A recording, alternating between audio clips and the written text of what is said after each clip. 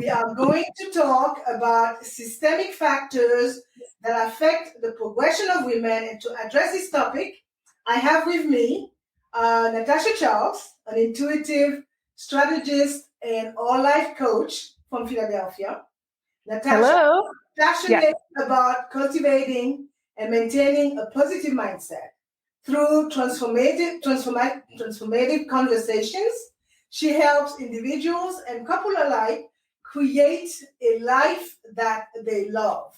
She has a former career in senior administration where she served as a high-impact dynamic leader and change agent with over 15 years of experience in the nonprofit, medical education, and higher education.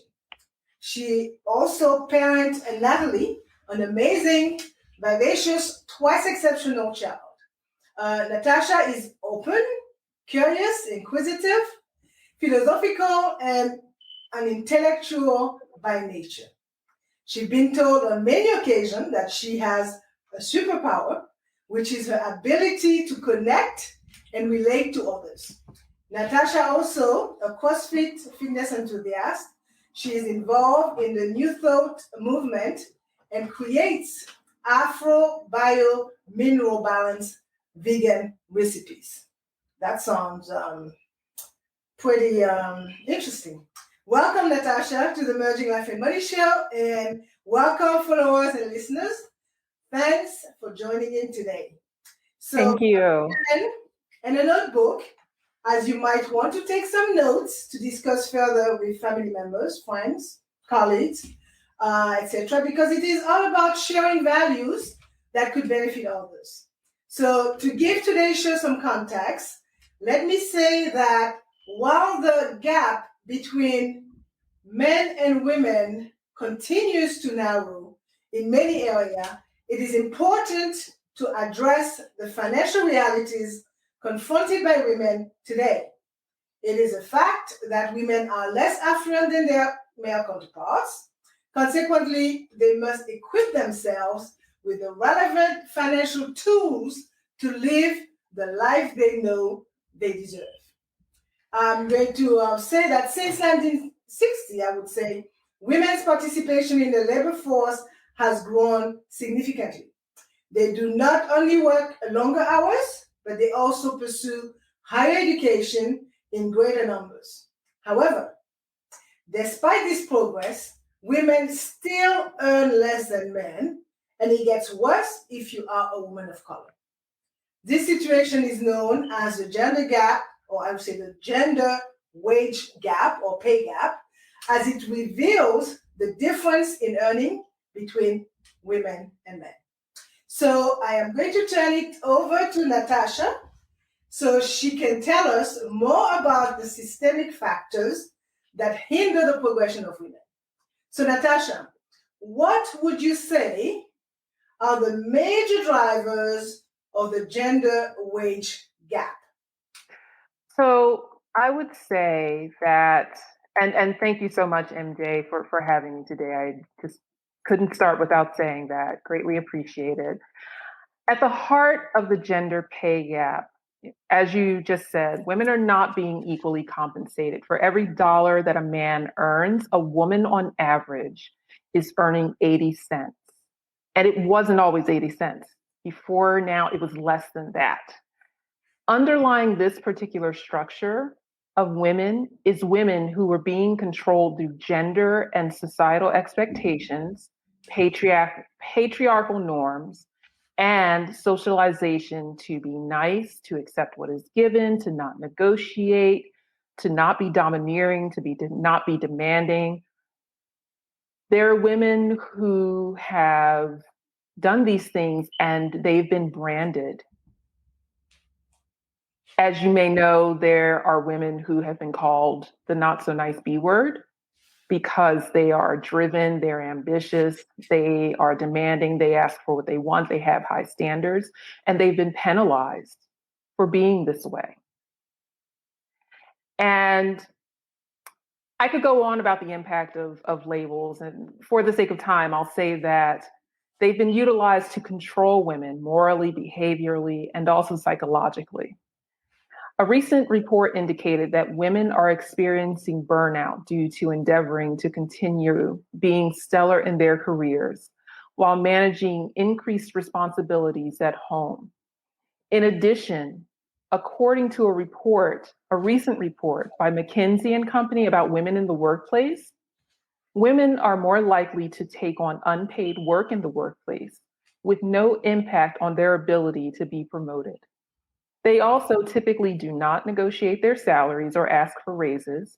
In fact, Indra Nooyi, the iconic and history-making former chairperson and CEO, recently shared in an interview that for years, she never asked for a raise despite increases in her responsibilities at work.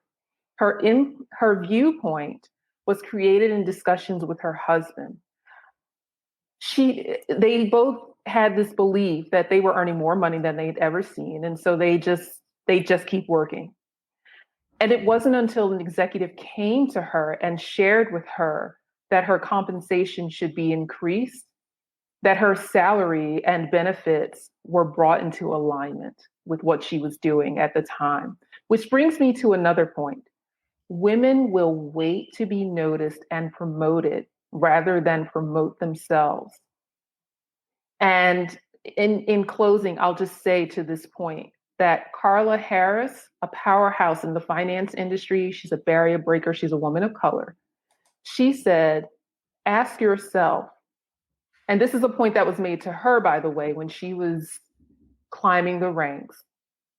Ask yourself if the discomfort, the fear, is worth the money that you are not going to be paid because you are afraid to have that conversation. Okay, very, as I like to say, lots of food for thoughts here. And that's a topic that I continually address when I can in Emerging Life and Money Show, because those factors are so many, right? And when it comes to the gender pay gap, I mean, as women, we get it from everywhere, okay? So it's a lot of segregation even in the type of industry that women are working. You know, there are some really big, how to say that, societal expectation that women must be nurses and guys must be technician or tradesmen. Right. And I'm not even talking about the academic side of things. Right. And it's also a lot to say about the difference in years of experience, because women, as you know, childbearing, they are the one most of probably a little bit less now because they talk about paternity leave and all this kind of stuff. But generally speaking, women are the chosen or self-appointed one to care for the family. Let it be kids or their aging parents, right? So, and they're burning out. Absolutely. Trying to do it all.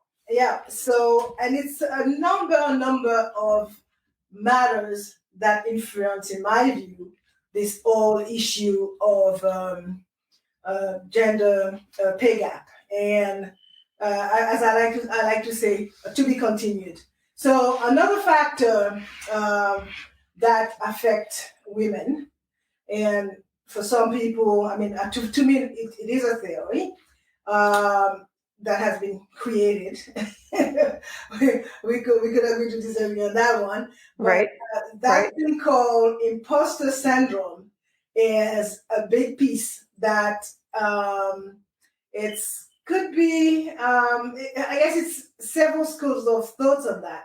But tell me, what are your view? What is your take on this? So, imposter phenomenon, which is better known as imposter syndrome, is a term that was introduced in 1978 by doctors Pauline R. Clance and Susan A. Imes.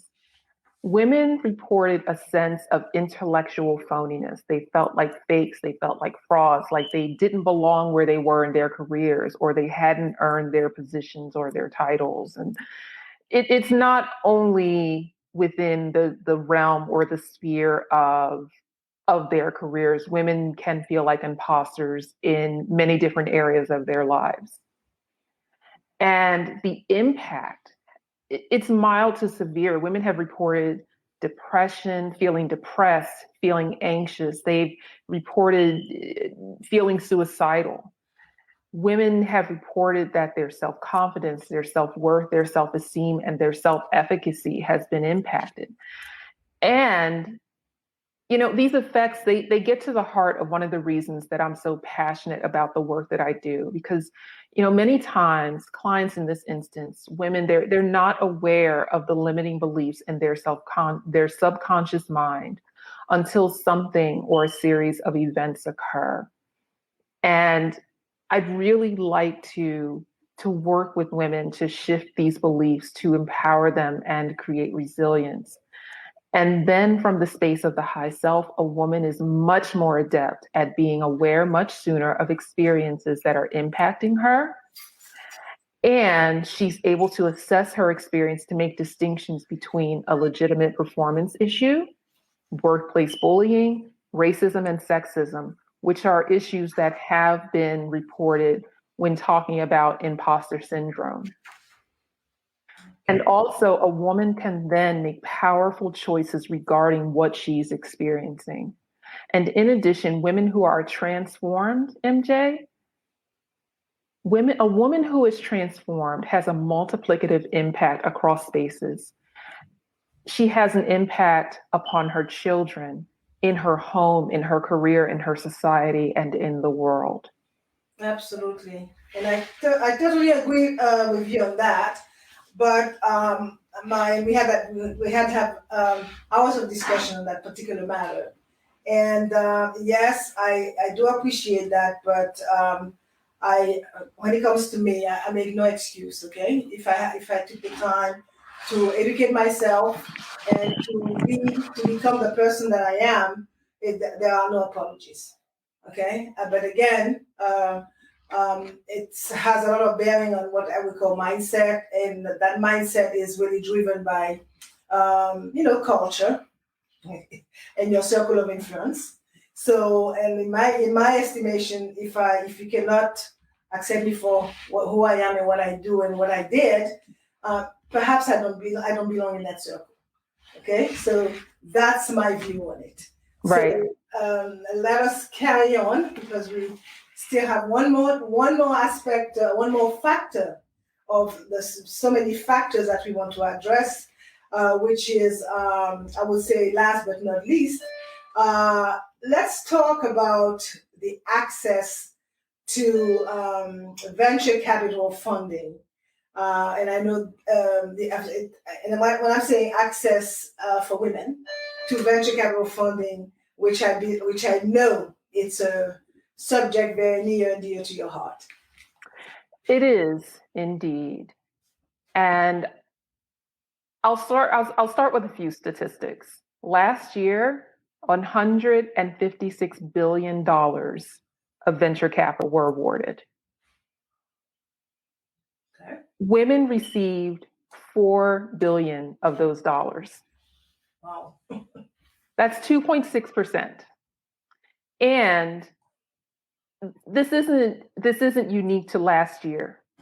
Women have consistently received 2 to 3% of the venture capital awarded for years. And as you said, this is juxtaposed against documented proof that women-founded companies outperform male-led companies. And let me take a step back. You talked about women being more educated. Let me now add to that and say that there is documented proof that women-founded companies outperform male-led companies. And yet, women have been consistently awarded less venture capital funding to the tune of 2 to 3%. And individuals of color, it's even less. It's like 1%. Yeah.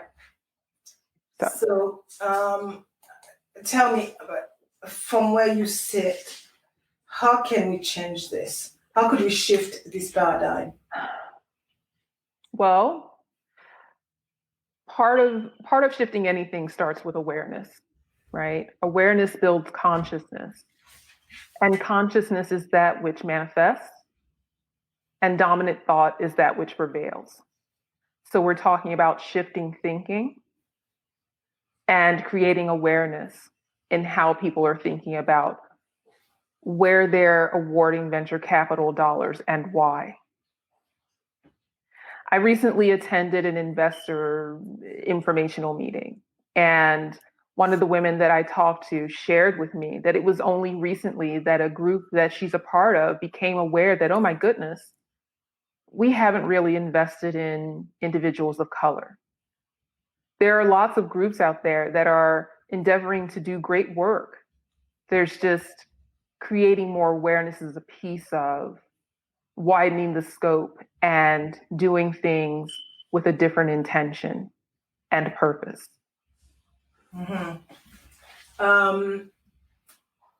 Let me say as well that I totally agree with you. You know, when it comes to the who gets a seat at the table, okay.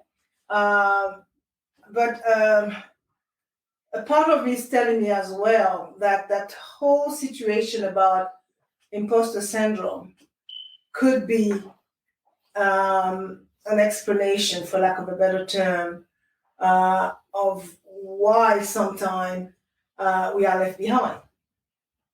And that's why I'm saying, and I totally understand, but if you work hard for it, you feel that you deserve it. It's not a feeling, you deserve it. There should be no apologies, right? But I mean, it's not that simple, clearly, because there are some, you know, society has some norms that are getting working on as we progress, and probably not being broken down soon enough, as far as I can, for my liking, right? But as women, professional women, women of all walks of life, you know, they must be, as you said, aware and live a conscious life when it comes to things like this. And they have to kind of remove their head from the sand and realize that there are other subject matter out here that they how to say that they are actually they're eligible for. Because just imagine 60% of the households in America are led by women. Yes. Okay, so when they say, "Oh well, finance," no, that's not for me. I mean, they are the CFO of the house. Right. They make the financial CEO, CFO, CLO, CIO. Whatever. I mean, you know, they are the chief human. They're the entire C-suite, MJ.